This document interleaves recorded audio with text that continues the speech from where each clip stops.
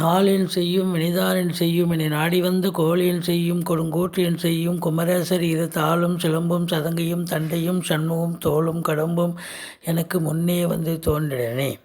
உலகமெங்கும் வாழ்ந்து கொண்டிருக்கும் ஸ்ரீ குபேரன் டிவி நேயர்களுக்கு சைதை ராஜாவின் அன்பான வணக்கங்கள்.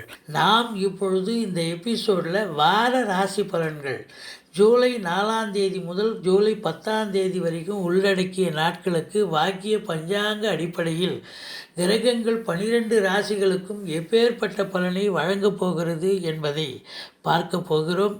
இந்த வாரம் முழுவதும் வளர்பிறை நாட்களே. இப்பொழுது நாம் ராசிக்குள் செல்லலாமா? ரிஷபராசி காலபூஷனுக்கு 2வது ராசி, கிருத்திகை ரோகிணி மிருகசீரிஷ நட்சத்திரம் உள்ளடக்கியது. இந்த ராசிநாதன் ராசியில் ஆட்சி பீடத்தில் இருக்கிறார். இந்த வாரம் பார்த்தீங்கன்னா இதை விட ஒரு அமக்களும் வேறு என்னங்க போகணும். ராசிநாதன் என்ன 12 மாதமாக அங்கேயே இருக்க போகிறார் சொல்லுங்கள். அவர் உங்களுடைய நீண்ட நாள் கனவுகள் எண்ணங்கள் அபிலாஷைகள் நிறைவேறும். சமூகத்தில் பேரு புகழ் அந்தஸ்து உயர்வடையக்கூடிய ஒரு காலகட்டம். சுக்கிரனுடைய ஆதிக்கம் நிறைந்த அன்பர்களுக்கு ஒரு பொற்காலம் என்று சொல்லலாம். அதுலேயும் குறிப்பாக சினிமா மற்றும் கலைத்துறை தொலைக்காட்சி போன்ற பிரிவில் பணியாற்றக்கூடிய நடிகைகள் டெக்னீஷியன்கள் எடிட்டர்கள் கேமராமேன்கள் புகைப்பட கலைஞர்கள் அத்துணை பேருக்கும் நல்லதே நடக்கும். ஃபேன்சி ஸ்டோர் வச்சுருக்கிறவங்க நகை கடை வச்சுருக்கிறவங்க அதில் வேலை பார்க்கக்கூடிய அன்பர்கள் அரசு கருவூலம் வங்கி போன்ற பிரிவில் பணியாற்றக்கூடிய அன்பர்கள் இவங்களுக்கெல்லாம் கூட ஒரு பொற்காலமாகத்தான் அமையும். 2ஆம் இடத்தில் புத பகவான் ஆட்சியில் இருக்கிறார்.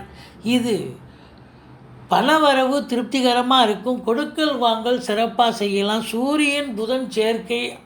கல்வி பயிலும் மாணவர்கள் ரொம்ப நல்லா படிப்பாங்க, எந்த குறையும் இருக்காது. அதுவும் நீட் எக்ஸாமுக்காக ப்ரிப்பேர் பண்ணக்கூடிய பிள்ளைகளுக்கு ஒரு அற்புதமான ஒரு வாரம் என்று சொன்னால் மிகையாகாது. முயற்சி ஸ்தானத்தை குரு பகவான் பார்க்கிறார். நீங்கள் எடுக்கும் முயற்சிகள் 100% வெற்றி வாய்ப்பை பெறும். இளைய சகோதரம் உங்களுக்கு ஆதரவாக இருப்பார்கள். தூர தேசத்திலிருந்து நல்ல தகவல் வர இருக்கிறது. 4ஆம் இடத்து அதிபதி சூரியன் 2ஆம் இடத்தில் இருக்கிறார். இருந்தாலும் 2 குடையவன் புதன் ஆட்சி பீடத்தில் இருப்பதால் எந்த குறையும் கிடையாது. தந்தையால் அனுகூலம், அரசாங்கத்தால் அனுகூலம், அரசியல்வாதிகளுக்கு பொற்காலம் அப்படின்னு சொல்லலாம்.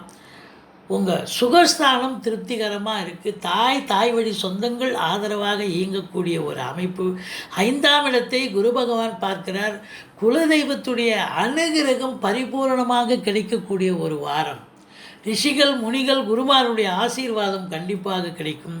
உள்நாடோ வெளிநாடோ உங்களுடைய பிள்ளைகள் உயர்கல்வி படிக்கக்கூடிய பிள்ளைகள் ரொம்ப பிரமாதமாக படிக்கிறாங்கன்னு சொல்லிட்டு இன்ஸ்டியூஷன்லேருந்து தகவல் வரும். ரொம்ப சந்தோஷமாக இருக்கக்கூடிய ஒரு வாரம் இந்த ரிஷபராசி அன்பர்கள்.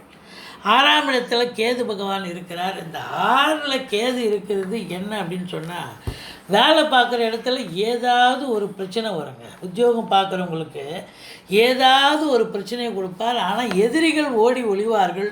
கடன் சுமை படிப்படியாக குறையும். மற்றபடி பார்க்கும் பொழுது 6ல் ராகு இருக்கிறது 6ல் கேது இருக்கிறது ஒரு அற்புதமான ஒரு நிலை தான். ப்ளஸ்ஸு தானே ஒழிய மைனஸ் அப்படின்னு சொல்லி. ஏன்னா கெட்டவன் கெட்டிடில் கிட்டிடும் ராஜயோகம் அப்படின்னு சொல்லக்கூடிய இடங்க அது. 7ஆம் இடத்தை குரு பகவான் பார்க்கிறார். 7ஆம் இடத்து அதிபதி செவ்வாய் 12இல் மேஷத்தில் ஆட்சி பீடம் ஏறி இருக்கிறார். அப்போ வாழ்க்கை துணை உங்களுக்கு ஆதரவாக இயங்கக்கூடிய ஒரு காலகட்டம். ஒன்று அவங்க பிறந்த வீட்டிலேருந்து லிக்விட் கேஷோ ஜுவல்ஸோ கொண்டு வருவாங்க, அல்லது அவங்க வேலை பார்க்குற இடத்துல ப்ரமோஷன் இன்க்ரிமெண்ட் கிடைக்கும். நண்பர்களால் ஆதாயம். சொந்த தொழில் பண்ணக்கூடிய அன்பர்களுக்கு பார்ட்னர்ஷிப் இப்போ ஓடி உதவி செய்வார்கள் அப்படின்னு சொல்லலாம். மொத்தத்தில் 7ஆம் வீட்டை குரு பார்ப்பதால் நீங்கள் வேலை பார்க்குற இடம், நட்பு வட்டாரம், சொந்த பந்தம், அக்கம் பக்கத்தில் உள்ளவர்கள், டோட்டல் சமுதாயமே உங்களுக்கு ஆதரவாக அனுசரணையாக இயங்கும் என்று சொன்னால் மிகையாகாது. அசையா சொத்துக்கள் மூலம் நல்ல ஒரு வருமானம் கிடைக்கக்கூடிய ஒரு காலகட்டம். 9ஆம் இடத்தில் சனி பகவான் இருக்கிறார். வக்ரகதியில் இருக்கிறார். அப்போது என்ன அப்படின்னா, உங்களுக்கு தந்தைக்கும் உங்களுக்கும் கருத்து வேறுபாடு ஏற்படும். தந்தை வழி சொந்தங்கள் கூட உங்களுக்கு பகை உணர்ச்சியோடு இருப்பார்கள். பாக்கிய குறைவை ஏற்படுத்துகிறது. இதனுடைய நிலை என்னவென்று சொன்னால், நீங்கள் அதிகமாக லெபோரியஸ் இன்புட் அதிகமாக இருந்தால், வேலை விஷயங்கள் அதிகமாக பண்ணிங்கன்னு சொன்னால் உங்களுக்கு அதை காம்பன்சேட் ஆகக்கூடிய ஒரு அமைப்பு இருக்குங்க. 10 வக்ரகதியில் இருக்கிறார். தொழில்துறை ஒரு மந்தத்தன்மையில் தான் இருக்கும். என்னதான் இருந்தாலும் சூடு பிடிக்காது, வாடிக்கையாளர்கள் கவர முடியாது, வாடிக்கையாளருடைய வருகை குறைந்துவிடும், லாபம் குறைந்துவிடும். நீங்கள் கொஞ்சம் அனுசரித்து போகக்கூடிய ஒரு காலகட்டம். சொந்த தொழில் பண்ணுறவங்களுக்கு இப்படித்தான். அதே நேரத்தில் வேலைக்கு இருக்கிறவங்களுக்கு மட்டும் நல்லா இருக்குமான்னு கேட்டிங்கன்னா அதுவும் கொஞ்சம் பிரச்சனை தாங்க. 10 சனி வக்ரகதியில் இருக்கிறார் என்று சொன்னால் வேலையிலையும் ஏதாவது ஒரு இடர்பாடுகள், இன்னல்கள், பிரச்சனைகள் வரலாம். விழிப்புணர்ச்சியோடு வேலை பாருங்கள். உங்களுக்கு ஆகாதவன் யாராவது போட்டு கொடுத்து பிரச்சனையை உண்டு பண்ணலாம். எச்சரிக்கையோடு பணியாற்றுங்கள். 11ஆம் இடத்தில் 11 குரு ஆட்சி பீடத்தில் இருக்கிறார். இது சூப்பரான ஒரு விஷயங்க. எது எப்படி இருந்த போதிலும் உங்களுக்கு சொந்த தொழில் செய்யக்கூடிய அன்பர்களுக்கு அமோகமான ஒரு வருமானம் கிடைக்கும். பயப்பட தேவையில்லை. ரொம்ப நல்லா. ஏன்னா 11 ஆட்சி பீடத்தில் இருப்பது தொட்டதெல்லாம் தொடங்கும், தொடாததெல்லாம் தொடங்கக்கூடிய ஒரு அமைப்பு இருக்குங்க. எண்ணிய செயல் ஈடேறுதல், எல்லாம் லாபமாக மாறுதல். மற்றபடி பார்க்கும் பொழுது முதல் திருமணம் முறிவு ஏற்பட்டு 2வது திருமணத்திற்காக காத்திருக்கும் அன்பர்களுக்கு நல்லதே நடக்கக்கூடிய ஒரு சூழல். 12 ராகு பகவான் இருக்கிறார். ஏதாவது ஒரு செலவு இழுத்துக்கிட்டே வருவார். பொருளாதாரத்தை தங்க விட மாட்டார்.